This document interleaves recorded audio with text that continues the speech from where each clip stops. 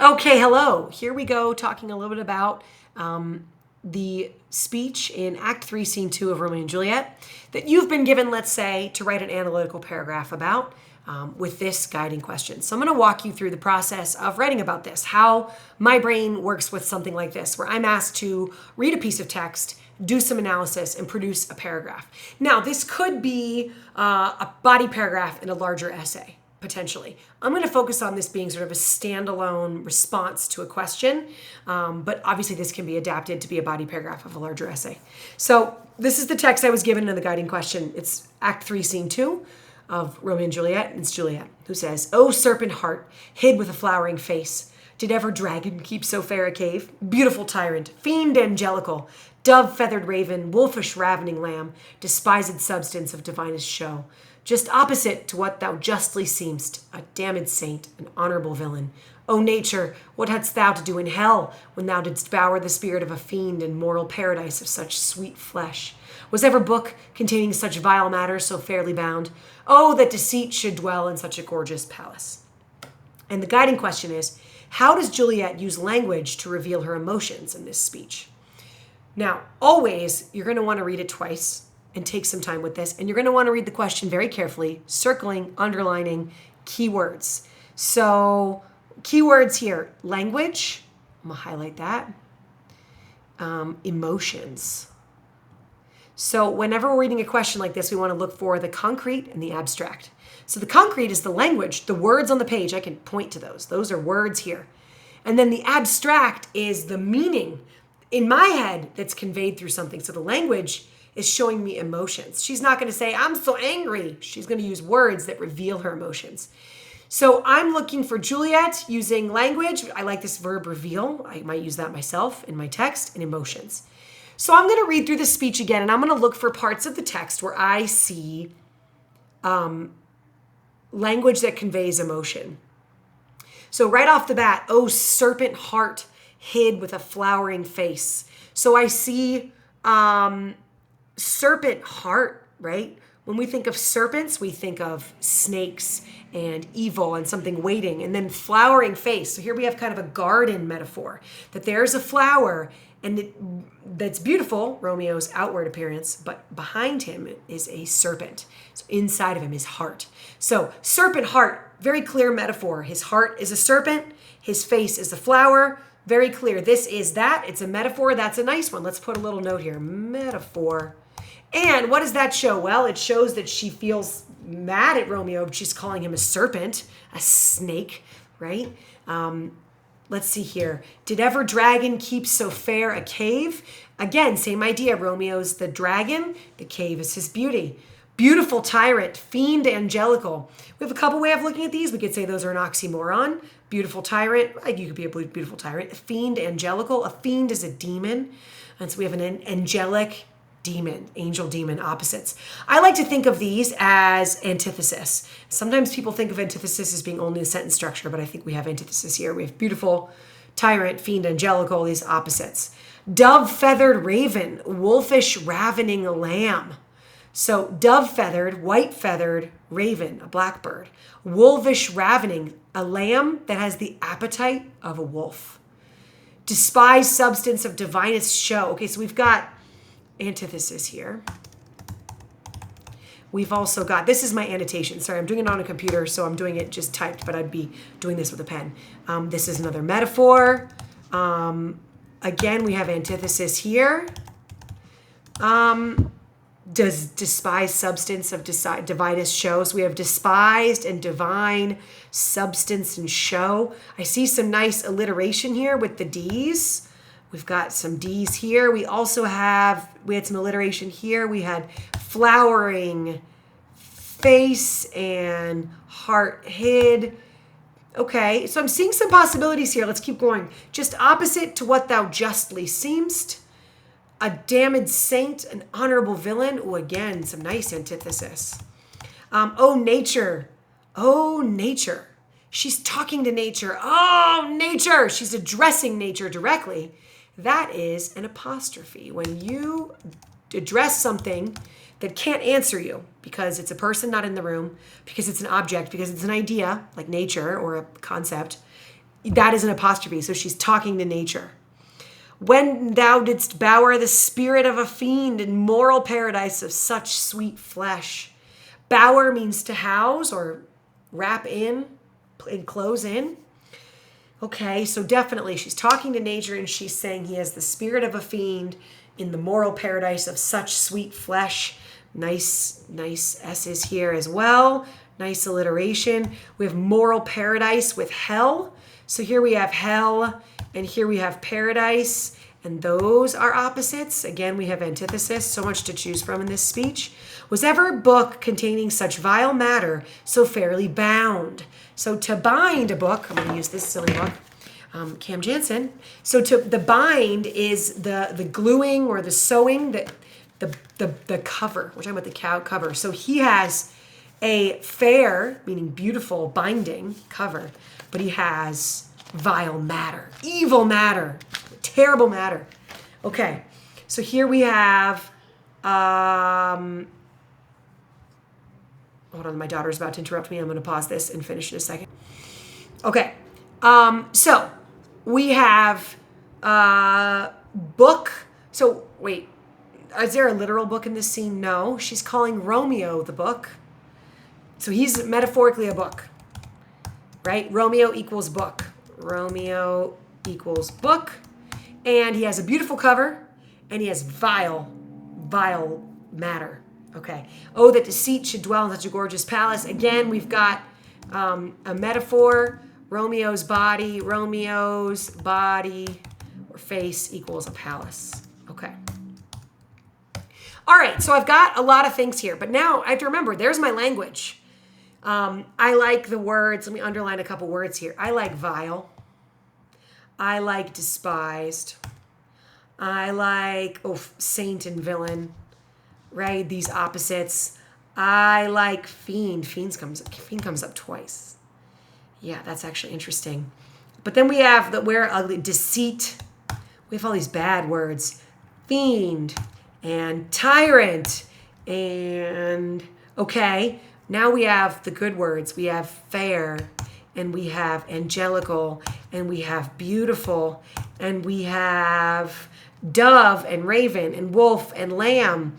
I'm noticing a pattern, paradise and fair and gorgeous. Okay, what's the pattern here? We have beauty, we have attraction, and then we have evil, vile, demon, snake. Okay, so much to choose from. In this paragraph, your teacher, me, has asked you to use 2 pieces of evidence. There's a lot to choose from here. You're going to have to make some choices. I think you could pick 2 of the same poetic device, 2 of the same authorial choice. Wouldn't be the end of the world. I kind of like showing some variety. So I'm going to choose 2 different things. I'm going to do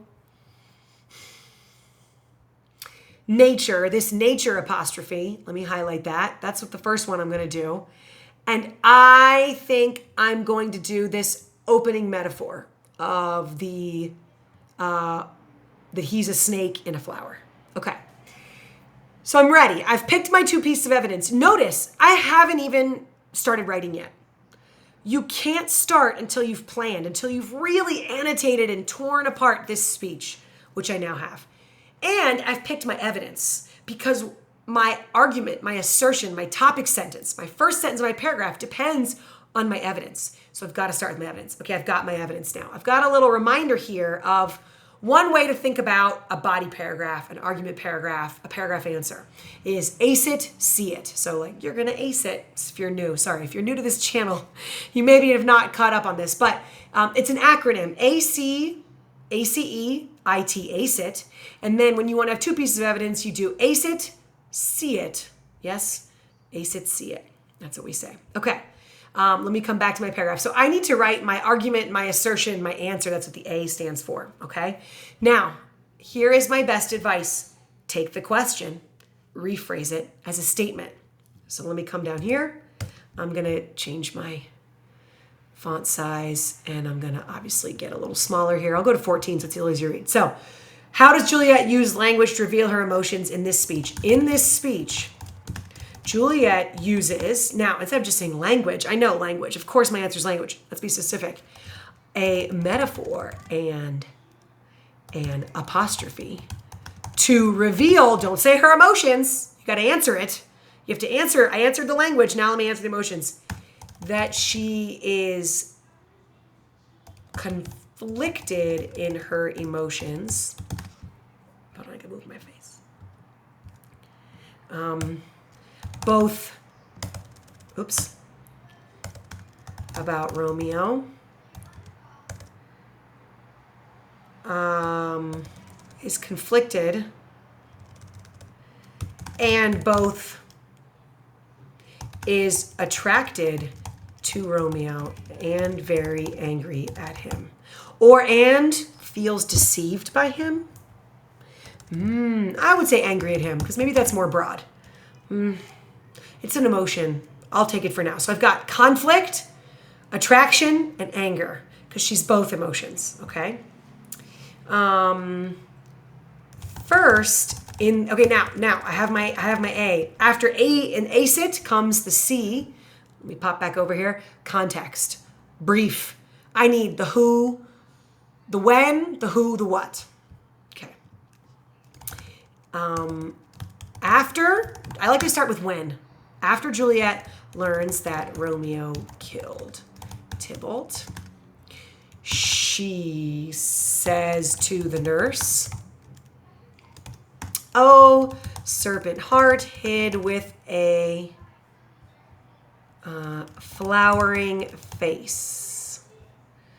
I might make this a little bit bigger. Okay. Hid with a flowering face. Okay, now, how do I MLA cite a line of Shakespeare? I've got videos about this.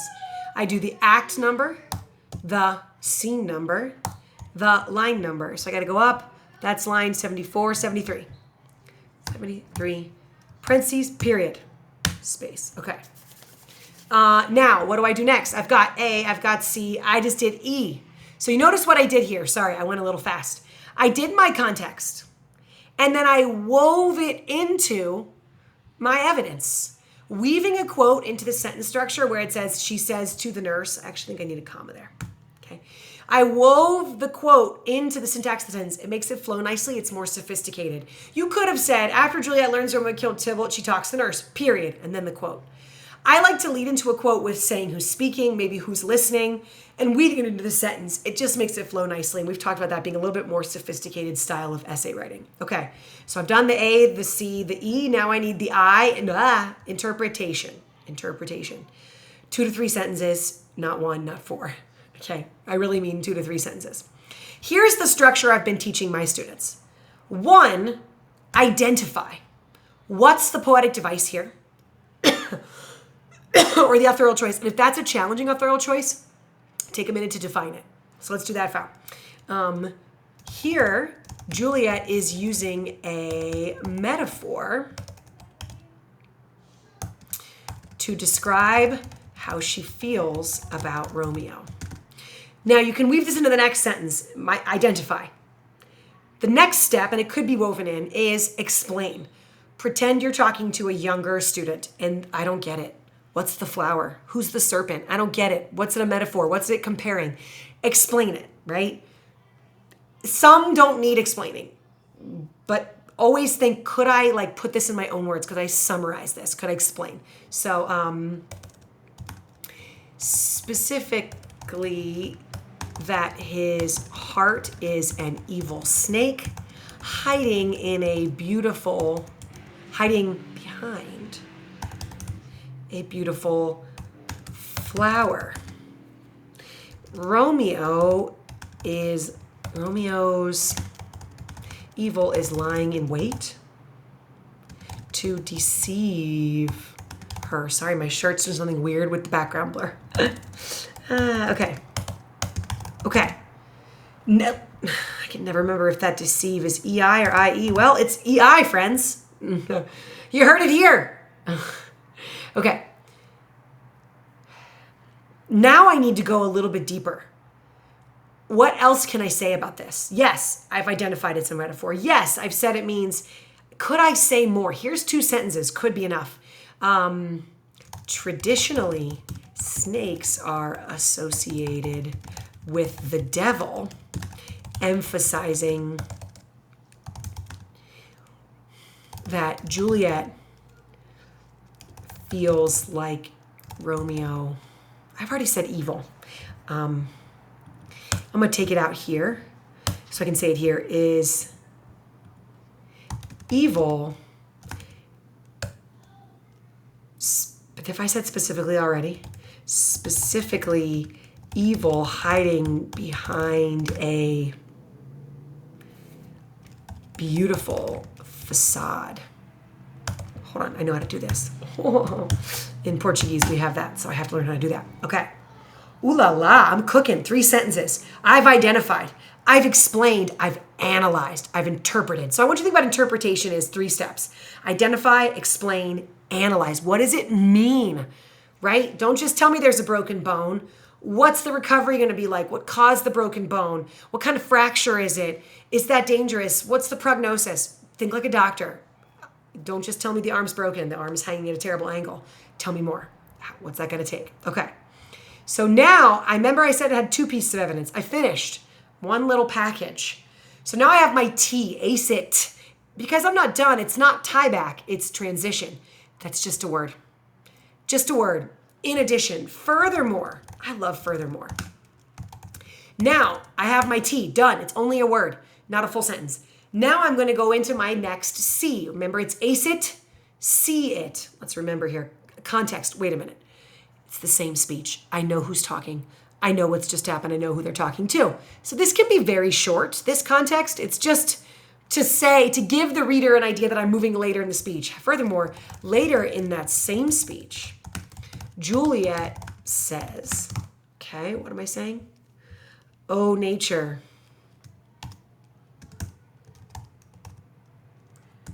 I don't want to put the whole thing. It's kind of long.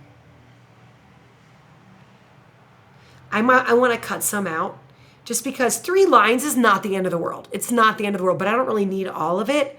I'm trying to decide if I'm under a time pressure and I've got to move fast. Maybe I could say, oh, nature.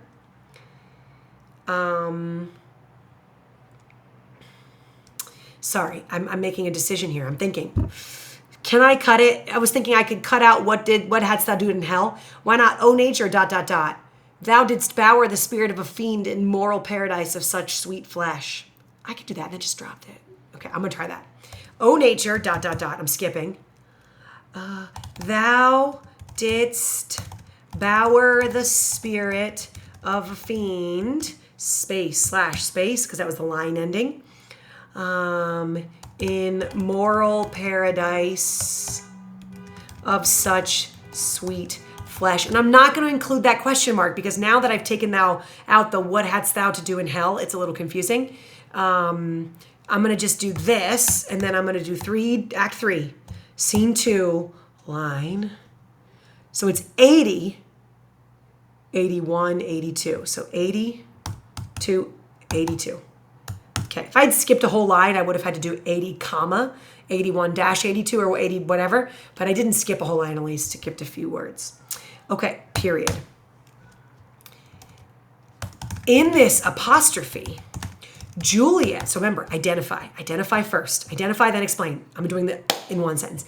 Juliet is speaking to nature about Romeo's contradicting face and soul. She is speaking to nature. Let's see if I can I did it.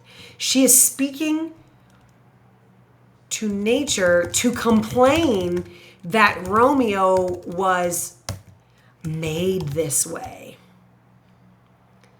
And another M. An evil soul or nature within a beautiful exterior. Now, as a student asked me today, why? Why address nature? What can you say about an apostrophe? What's its over any other? She's done metaphors. She's done antithesis. She's done all these things. Why now reach out to nature? Okay.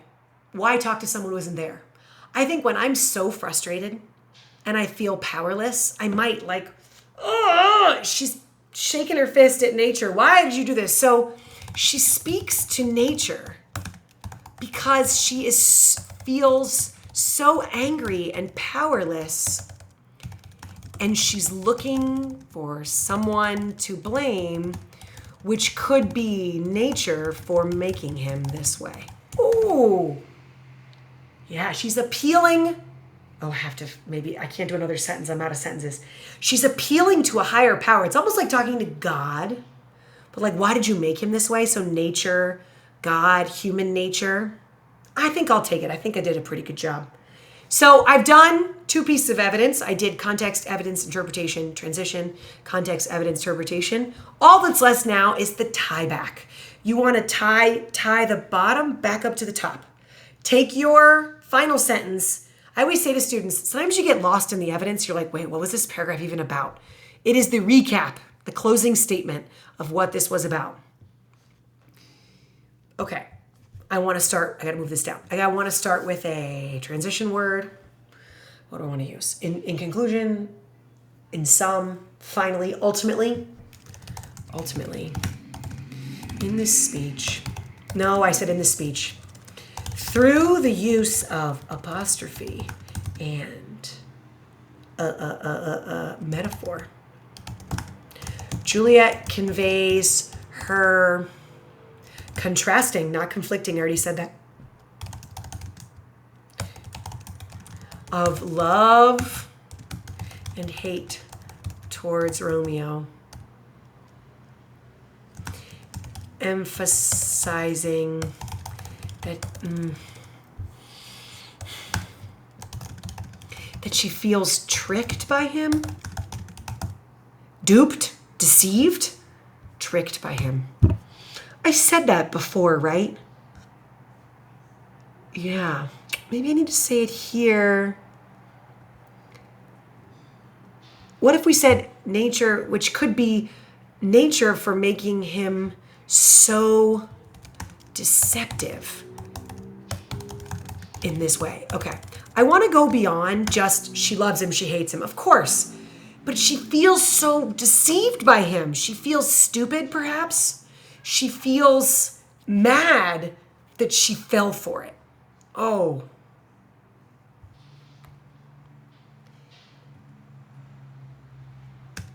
And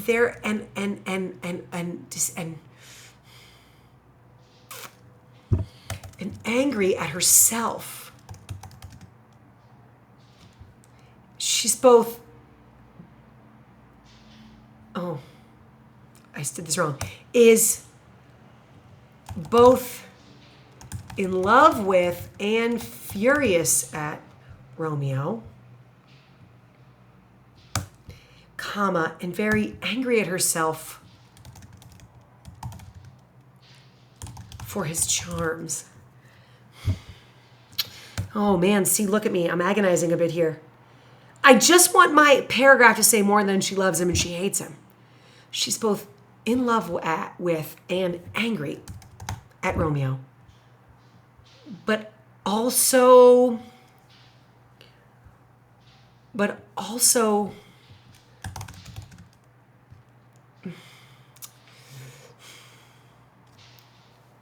feels she has been, how many times have I said deceived? Deceived. I said that. Remember I said you heard it here? Duped. I don't know if duped is too casual. Whatever, I'm going to go with it for now. Duped by his charm. So you see what I did here? Sorry, this is really, Miss Griswold's thinking out loud here. I want to go beyond just to love them and to hate them. It's not wrong. Oh, it's a metaphor. Here's that difference between getting it and really going beyond into those higher levels of analysis. Yes, she loves him and she hates him. Yes, she uses a metaphor and an apostrophe. But there's that anger. She's almost like partially angry at the world, at herself for being tricked by him. Ultimately, through the use of apostrophe and metaphor, Juliet conveys her conflicting emotions of love and hate toward Romeo, emphasizing that she feels tricked, that she feels tricked by her attraction to him, emphasizing that she is angry that she was tricked by her attraction to him. Ooh, I cooked, if I do say so myself. So let me just review here. I have A, my argument, my assertion, my answer, my topic sentence. Then I set up my quote, my evidence, with a little bit of context. Where are we? What's just happened? Who's there? What are they doing? I have my evidence. Then I have a sort of 3-part quote analysis, my interpretation. Identify, explain, analyze. What does it mean? So I've said it's a metaphor. I've said what it means. Specifically, his heart is a snake hiding behind a beautiful flower. Romeo's evil is lying in wait to deceive her. Okay. Traditionally, snakes are associated with the devil. Instead, Juliet feels Romeo's evil behind a beautiful sod that drew her in. Okay. Notice how I'm keeping this tight, though. Max 3 sentences. Add extra clauses, but keep it tight. Furthermore, later in that same speech, Juliet continues. Or what about continues? I like that. Continues. Oh, nature, ... Thou didst bow, or the spirit of a fiend, / in moral paradise of such sweet flesh. In this apostrophe, identify, Juliet is speaking to nature, explain about Romeo's contradicting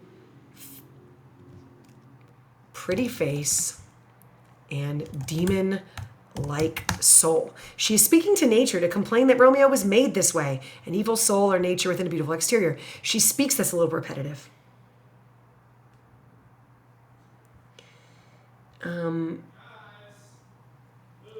She is speaking, sorry, I gotta go eat dinner. She's speaking to nature. Look, I was kind of repetitive. To nature to complain that room is made sweet. She speaks to nature because she feels so angry and powerless, and she's looking for someone to blame, which could be nature being so deceptive in this way.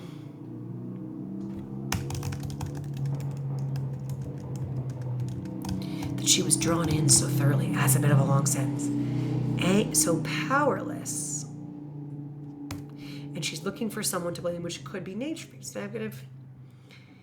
In a way that she was drawn in so thoroughly. That's my nice 3-part interpretation, my analysis. Ultimately, through the use of apostrophe and metaphor, this is my tie back, this is my concluding sentence. It's just a restatement sandwich. Topic, sentence, concluding sentence. A, T, same thing. Through the use of apostrophe and metaphor, Juliet conveys her conflicting emotions of love and hate towards Romeo, emphasizing that she's angry that she was tricked by her attraction to him. I've done it, friends. I gotta go eat dinner. I hope this was helpful. This is my approach. Yeah, it was a bit slow, but how long was this video? I can't see. I slowed down. I talked through it. I made changes. I want some key takeaways. Slow down when you start. Read the question. Circle the keywords. Read the text, annotate, find your evidence first, then use that evidence to write an argument sentence. You can take some extra time on the A. Formulate your argument, formulate your topic. Make sure that's well devised so that then later you have some good stuff to write about, okay? Take your time, think about the 3 steps I said, identify, explain, analyze in your interpretation. All right, good job, guys.